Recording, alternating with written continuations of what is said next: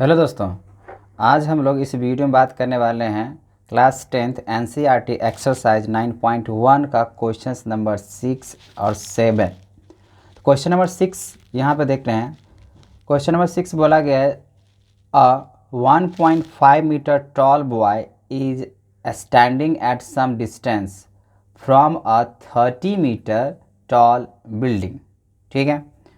The angle of elevations from his eyes to the top of the building increased from 30 degree to 60 degree. As he walked toward the buildings, find the distance he walked towards the building. तो चलिए, ये तो हमने read कर लिया, question आपको match कर गया होगा। क्वेश्चन नंबर 6 कौन सा है, अब हम इसको बनाते हैं। तो बोला गया 1.5 मीटर टॉल एक बॉय स्टैंड है, खड़ा है, और 30 मीटर जो है ना टॉल बिल्डिंग के सामने में। तो यहाँ पे अगर हम ऐसे लिखें, इसका डायग्राम फिगर बनाएं, तो मान लीजिए 1.5 का हाइट का एक टॉल बॉय है। इसका नेमिंग हम कर देते हैं, चलिए और थोड़ा सा बड़ा करते हैं, ये हो जाएगा डी और ये सी मान लेते हैं। और बिल्डिंग जो टॉल है वो कितना बोला गया है, 30 मीटर बोला गया है। अब 1.5 metre tall boy is standing at some distance from a 30 metre tall building. 30 metre का टॉल बिल्डिंग है, ना कि इसके डिस्टेंस पे है। तो चलिए कितना डिस्टेंस पे ये तो निकालना ही पड़ेगा। तो 30 मीटर का यहाँ पे ये बिल्डिंग हो गया। इसका नेमिंग अगर हम कहें, मान लीजिए ए, इसको हम कर लेते हैं बी, और ये हम इसका बना दिए इस तरीके से बेस।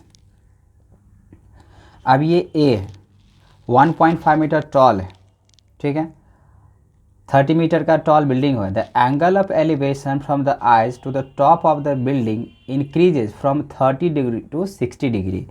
तो अगर हम इसको ऐसे बनाइए, मान लीजिए 1.5 मीटर का ये टॉल बॉय है, तो मैंने ऐसे कर दिया।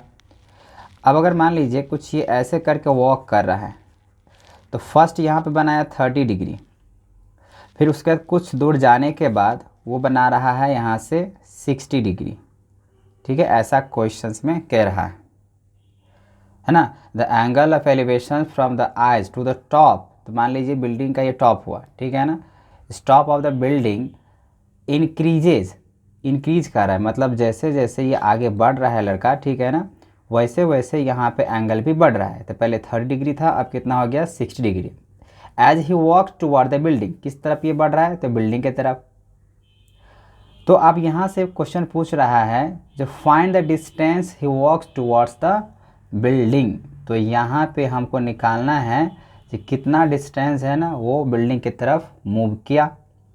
ठीक है, तो चलिए हम लोग यहाँ पे निकालते हैं। ये यहाँ से यहाँ आया, इसका डिस्टेंस आपको पता होना चाहिए। फिर यहाँ तो यहाँ से यहाँ तक कितना उसका डिस्टेंस हुआ, यही आपको निकालना है। तो सपोज़ कर लीजिए यहाँ पे हम x मानते हैं, चलिए इसको a b c d, तो इसको हम मान लेते हैं e, इसको मान लेते हैं f पॉइंट। यहाँ से यहाँ तक x हुआ, यहाँ से y हुआ। ठीक है, तो हमको निकालना है कि ये जो लड़का है 1.5 मीटर टॉल, यहाँ से यहाँ तक जा रहा है, तो कितना तक गया डिस्टेंस वॉक किया ये बिल्डिंग की तरफ, वही डिस्टेंस को फाइंड करना है। ठीक है, तो चलिए यहाँ पे हम लोग शुरू करते हैं। तो इन ट्रायंगल, कौन सा ट्रायंगल का हम बात कर रहे हैं, तो सबसे पहले हम ट्रायंगल लेने वाले हैं बी डी एफ। ये बड़ा सा ट्रायंगल दिख रहा है, हम ये लेने वाले हैं। तो ट्रायंगल बी डी एफ, जब बी डी एफ में बात करते हैं तो देखिए, वैसे तो यहाँ पे देखा जाए तो पूरा 30, अच्छा ये 1.5 है, तो ये 1.5 इधर भी होगा, यहाँ से यहाँ तक। अगर पूरा 30 में से अगर 1.5 को अगर आप माइनस कर दें तो कितना बचेगा, यहाँ से यहाँ तक, तो 28.5 बचेगा। अगर पूरा यहाँ से यहाँ तक 30 है, लेकिन 1.5 अगर इधर भी है तो 1.5 इधर भी हुआ, तो 30 में से 1.5 अगर माइनस कर लें तो कितना बचेगा 28.5। तो 28.5 हम यहाँ पे लिख दिए। ठीक है, अब ये तो परपेंडिकुलर कहलाएगा, ये परपेंडिकुलर होगा, ये पूरा पूरा बेस होगा। तो हम यहाँ पे ये अगर निकालना है तो p है और ये b है, तो अगर हम tan का यूज करें, tan 30 डिग्री, तो tan 30 डिग्री अगर यूज करें तो tan के लिए क्या p/b, तो देखिए p मतलब परपेंडिकुलर b/f हो सकता है, b/f ये हो जाएगा परपेंडिकुलर, पूरा यहाँ से यहाँ तक क्या हो जाएगा बेस।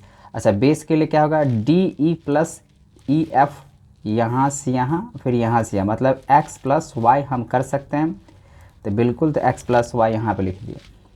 tan 30 डिग्री का अगर वैल्यू का अगर बात करें तो होता है कितना 1/√3, तो 1√3 लिख लीजिए। BF का वैल्यू कितना यहाँ पे तो 28.5, तो 28.5 हो गया, फिर यहाँ पे x प्लस वाई। अब यहाँ पे इसको हम ऐसे लिख सकते हैं x plus y equals to cross multiply होगा तो कितना हो जाएगा 28.5√3। यहाँ तक आपको बात समझ में आ गया। हमने पहले इस पूरे ट्रायंगल का यहाँ से निकाला, मुझे x और y दोनों निकालने हैं, डिस्टेंस कितना ट्रेवल किया है। अब हम लोग आते हैं इस पे अगेन इन ट्रायंगल, कौन सा, एक छोटा सा ट्रायंगल जो नज़र आ रहा है BEF, तो यहाँ पे BEF, ठीक है। अब यहाँ पे देखिए 60 डिग्री, क्योंकि यहाँ पे बात करेंगे तो tan 60 डिग्री इक्वल्स टू यहाँ पे भी वही बनेगा परपेंडिकुलर बाय बेस, तो BF1 क्या हो जाएगा यहाँ पे EF, ये F है, तो इसका मतलब यहाँ पे जो बेस है y है, तो हम यहाँ पे y लिख सकते हैं। tan 60 डिग्री की वैल्यू कितने होते हैं √3, तो √3 रख दिए। BF कितना है 28.5, तो 28.5 होगा, फिर ये y हो जाएगा, ठीक है। इसको अगर हम y के कंसर्न में अगर लिखते हैं तो y इक्वल्स हो जाएगा 28.5/√3। अब यहाँ पे ये y का वैल्यू और यहाँ पे x का वैल्यू, तो अगर हम ये कहें ये जो y का वैल्यू आया है इस वाले वैल्यू पे पुट कर दें, मतलब फर्स्ट इक्वेशन मान लीजिए, इसको सेकंड इक्वेशन मान लीजिए, तो सेकंड इक्वेशन अगर फर्स्ट वाले इक्वेशंस पे अगर वैल्यू पुट कर दे y का तो x का निकल जाएगा, ठीक है। तो चलिए यहाँ पे हम पुट करते हैं, putting y equals to 28.5/√3 in equation first. तो फर्स्ट इक्वेशन यहाँ पे है x plus y equals to 28.5√3। तो अब क्या होने वाला है, तो x प्लस वाई का वैल्यू कितना है 28.5/√3, तो √3 रख दिए, इक्वल्स टू 28.5√3।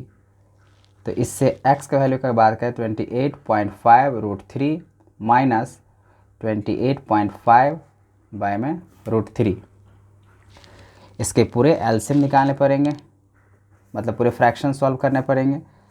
तो यहाँ पे फ्रैक्शन √3 ही होगा, है ना, और नहीं तो इसको हम क्या कर सकते हैं रैशनलाइज कर सकते हैं, यहाँ भी √3 यहाँ भी √3 है। तो इसके लिए या तो फ्रैक्शन सॉल्व कर लिया जाए। अच्छा फ्रैक्शन अगर सॉल्व करते हैं √3 तो √3 से इसको मल्टीप्लाई किया जाए 28.5, इसको अगर मल्टीप्लाई करते हैं तो √3 से √3 तो मतलब क्या हो जाएगा यहाँ पे 3 हो जाएगा, माइनस 28.5। अब x इक्वल्स टू इसको मल्टीप्लाई किया जाए तो कितना हो जाएगा 5×3 = 15। अगर इसको मल्टीप्लाई करके इसमें से अगर माइनस कर लें और फिर इसको लिख दें तो हम लोग का आंसर आ जाएगा। या नहीं तो आप क्या कर सकते हैं, एक रास्ता है, इसको कैलकुलेशंस अगर करना पड़ रहा है तो कैलकुलेशंस हम नहीं करके हम यहाँ पे क्या करने वाले हैं, ये √3 और √3 जो नज़र आ रहा है इसको हम कॉमन ले सकते हैं। क्या हम इसको ऐसे लिख सकते हैं 28.5 ब्रैकेट में √3 माइनस 1/√3 ऐसे करके लिख सकते हैं। अब यहाँ पे इसको सॉल्व कर लेते हैं ताकि कैलकुलेशन जो है बच सकें। तो जैसे कैलकुलेशन का √3 से कितना आ जाएगा 3 माइनस 1/√3, ठीक है। अब उसके बाद चलिए यहाँ पे सॉल्व कर लेते हैं। 28.5 3 में से 1 गया कितना होगा 2, तो 2 में √3, √3 को √3 की यहीं पर रैशनलाइज कर लेते, √3/√3, इसको मल्टीप्लाई किया जाए तो 28 हो जाए 56 + 7 तो 57, रूट कितना हो जाएगा 3, अब में कितना होगा 3, इसको कट कर लिया जाए तो 19, तो 19 √3 ये किसके वैल्यू आया है x के। तो यही हुआ हम लोग का आंसर, जो डिस्टेंस जो बिटवीन निकालना था यहाँ पे 2 एलिवेशंस का। तो यहाँ पे x की वैल्यू यहाँ पे निकल के आ गया, y के निकालने हैं, यहाँ पे वैल्यू y का पुट कर देंगे तो निकल के आ जाएगा। अब चलिए देखते हैं क्वेश्चन नंबर 7। क्वेश्चन नंबर 7 क्या कह रहा है, अब from a point on the ground the angle of elevations of the bottom and the top of transmission tower fixed at the top of a 20 meter high building are 45 degree and 60 degree respectively to find the height of the tower। तो चलिए बनाते हैं। बोला गया from a point on the ground, तो ground से एक ऐसा पॉइंट होगा, ठीक है। द एंगल ऑफ एलिवेशन जो बना रहा है bottom and the top transmission tower fixed at the top 20 metre से, तो क्या होगा यहाँ पे 20 मीटर का क्वेश्चंस में बिल्डिंग है और इसके टॉप पे, बिल्डिंग के टॉप पे एक टावर लगा हुआ है। तो चलिए हम टावर यहाँ पे बना देते हैं, ठीक है। कुछ न कुछ तो डिस्टेंस होगा, A B इसको मान लेते हैं और यहाँ C मान लेते हैं। अब समझिए, बोला कि from a point on the ground the angle of elevation of the bottom and the top of transmissions tower fixed at the top of 20 meter high building 45 degree and 60 degree। तो यहाँ पे क्या होगा, ये पूरे हाइज है यहाँ, पूरा यहाँ से टावर्स वो होगा 60 डिग्री, और बिल्डिंग के टॉप से अगर हम बात करें तो वो होगा 45 डिग्री, ऐसा क्वेश्चंस में कह रहा है। तो BC जो हुआ यहाँ पे वो बिल्डिंग है, इसको आप बिल्डिंग मान लीजिए। उसके बाद यहाँ पे अगर इसको D मान लेते हैं तो ये हम लोग का कुछ मीटर का हाइट है, जो कि क्या है टावर है, ये टावर है, ठीक ना। अब यहाँ पे पूछ रहा है question find the height of the tower, मतलब ये जो आपको टावर दिख रहे हैं, एक 20 मीटर का बिल्डिंग है, उस पे एक टावर है ना। तो मुझे हाइट ही निकालना है इस टावर का, जो एक्चुअल में हाइट कितना है उस टावर का। लेकिन ये डिस्टेंस नहीं दिया हुआ, चलिए इसको मान लेते हैं जो x है, लेट AB = x, और आपको फाइंड करना है यहाँ पे हाइट ऑफ टावर, जो कि क्या है DC, ये फाइंड करना है। तो चलिए हम लोग शुरू करते हैं और लिखते हैं इन ट्रायंगल। कौन सा ट्रायंगल ले, तो ABC, पहले एक ये ट्रायंगल ले लेते हैं। तो अगर ट्रायंगल ABC में अगर आते हैं तो 45 डिग्री दिया हुआ है और परपेंडिकुलर इसको माना जाएगा, ये परपेंडिकुलर होगा। तो परपेंडिकुलर दे दिया और बेस दिया है, मतलब क्या, इसमें हम लोग tan का यूज करेंगे। तो tan 45 डिग्री इक्वल्स टू, तो इसका परपेंडिकुलर कौन सा होगा BC, अपॉन में क्या हो जाएगा AB। तो फिलहाल AB की जगह पे हम क्या रख सकते हैं यहाँ पे x, क्योंकि हम x यहाँ पे सपोज किए हैं। tan 45 डिग्री के वैल्यू कितने होते हैं 1 इक्वल्स टू BC कितना है 20, तो 20 अपॉन में x, फिर x इक्वल्स टू 20 मीटर। चलिए ये x का वैल्यू निकालना है, ये निकल चुका है बेस। अब हम आते हैं, अभी तो ABC निकाले हैं, अब हम निकालेंगे ट्रायंगल ABD का, ठीक है। तो यहाँ पे लिख लेते हैं इन ट्रायंगल ABD। तो देखा जाए तो यहाँ पे ABD में ये कितना है डिग्री बोला है 60 डिग्री, तो लिखेंगे यहाँ पे tan ही लेंगे, क्योंकि परपेंडिकुलर और बेस के बात यहाँ पर हो रहा है तो tan ही यूज कर लेते हैं। तो tan 60 डिग्री इक्वल्स टू पूरा यहाँ पे परपेंडिकुलर क्या हो जाएगा 20 प्लस h होगा ना। अगर पूरा हमको यहाँ से बात करें तो यहाँ दिया है 20 और फिर यहाँ पे h, तो पूरा क्या हो जाएगा 20 प्लस h हो जाएगा। पूरा का पूरा इतना h है 20, दोनों को ऐड कर लेंगे तो परपेंडिकुलर यहाँ पर हो जाएगा 20 प्लस h। अब बाई में बेस तो यही x होगा, तो x वैसे x का वैल्यू मुझे मालूम है क्योंकि यहाँ पे निकाल चुके हैं। tan 60 डिग्री की वैल्यू होता है √3, तो √3 20 प्लस h, तो 20 प्लस h होगा और अपॉन में x वैल्यू कितना निकाले 20, इसको क्रॉस मल्टीप्लाई किया जाए तो कितना हो जाएगा 20 √3 क्रॉस मल्टीप्लाई में इक्वल्स टू 20 प्लस में h। मुझे तो h निकालना है, तो h निकालने के लिए क्या करना पड़ेगा, तो इसको हम ऐसे लिख सकते हैं 20 √3 minus 20 equals to h। Plus में था इधर हम लोग ट्रांसमिशन कर लिए तो यहाँ पे 20 आ जाएगा माइनस में। इसमें 20 अगर कॉमन ले तो क्या बचेगा √3 माइनस 1 और ये h। ठीक है, तो यहाँ पे जो निकल के आया है यही होगा हम लोग का टावर का हाइट, क्योंकि h ही ना हम यहाँ पे सपोज किए हैं। यहाँ जो देख रहे हैं इसको हम h ही सपोज किए, इसी वजह से h मतलब कि हाइट ऑफ द टावर हमने क्या सपोज कर लिया है h। सो हेंस यहाँ पे कह सकते हैं द हाइट ऑफ द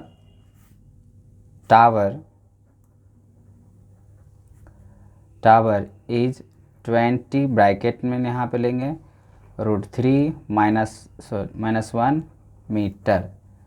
यही हुआ हम लोग का आंसर।